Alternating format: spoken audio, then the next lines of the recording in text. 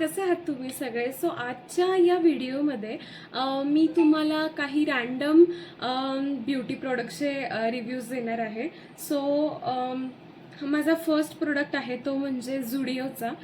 So मी झुडिओमधून एक lipstick purchase केलेली आणि 99 रुपीजवाले. तिथे खूप सारे प्रकार आहेत लिपस्टिक्सचे.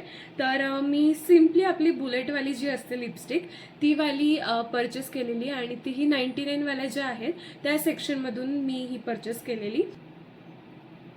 आणि याचं शेड आहे matte berry crush B1. So brownish कलरमध्ये हा शेड आहे लिपस्टिकचा. इथूची लिपस्टिक